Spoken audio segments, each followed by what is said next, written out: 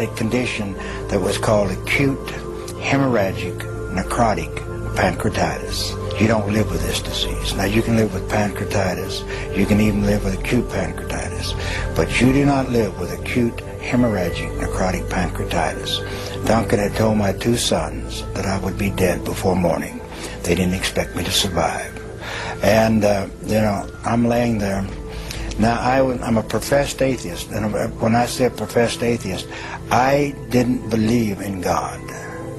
I believed in the power of the universe because I'd seen it. You know, I'd seen it, life and death. As a physician, I dealt with life and death. I believed in something, but don't talk to me about God, and surely don't talk to me about a resurrection or a virgin birth or this type of thing, because I am in research science. PhDs in research science, the majority of them do not believe in God. They do not believe in a supreme being. They believe, and they're beginning now to believe that there is order in the universe, because as we get farther and farther along, we see the order. But I was an atheist. Now see, it's very easy to be an atheist when you're successful.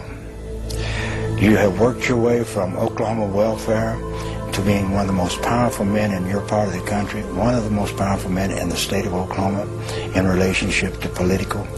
It's very easy to be an atheist when you have done all of that. Man can sit back and say, I don't need God. What is God?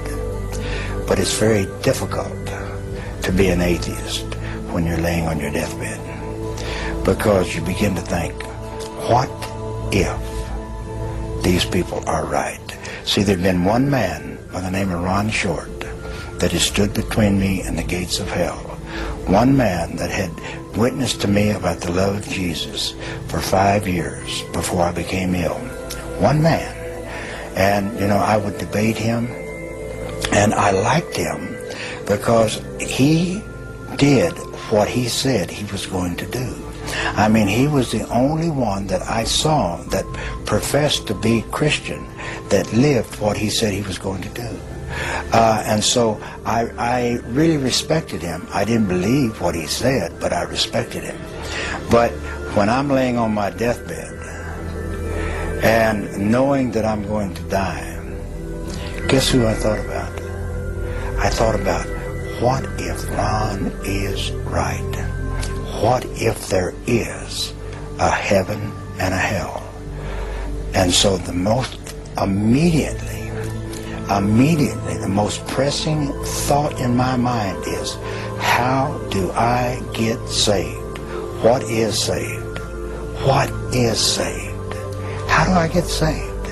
And so I sent them for Ron Short. I wanted him to come down because I wanted him to do what he had to do. I had no idea. How can a man hanging on a tree in Israel 2,000 years ago, what is that to me? But I knew that he had something that I had to have. And that night, see, I had him go for Ron, but Ron wasn't home. Ron was in Alabama. And so I had him go and send for Ron.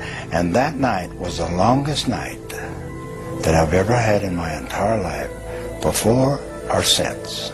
And that night is, as I would be laying there in bed, as I'm laying there in bed, I would begin to fade away.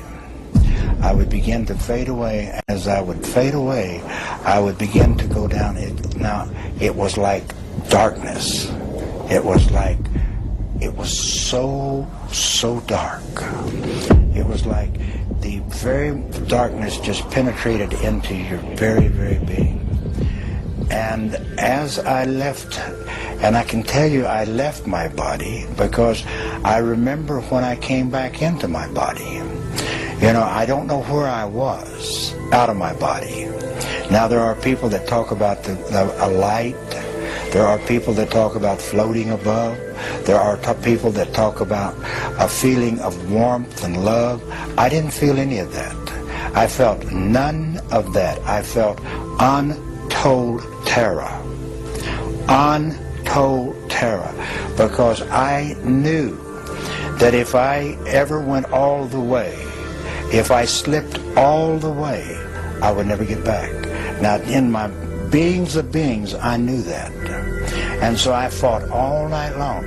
They told me later on, I not only pulled the mattress cover off of the mattress, I pulled the mattress up on me because I had to stay. I had to wait. I had to wait till Ron got there. Whatever he had to do, I had to wait.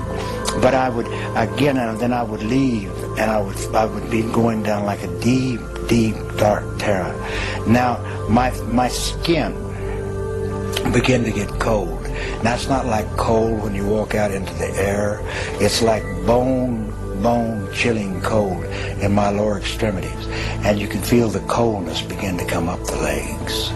And again, I would begin to leave. Now, and I would be in that darkness, and I'd be in that void. And I remember one time entering back in my body, because when I entered my body, it was like, just like that. I felt my body thud.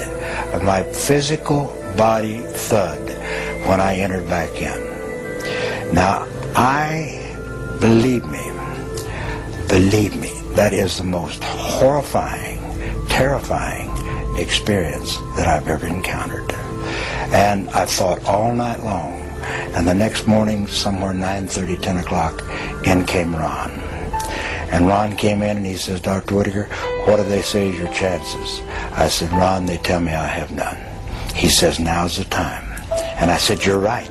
I mean, I'd cursed him, I'd spit at him, but now was the time, because I had to have whatever he had, because I had a short period of time on earth, and I didn't have any idea when I might make that trip and go all the way.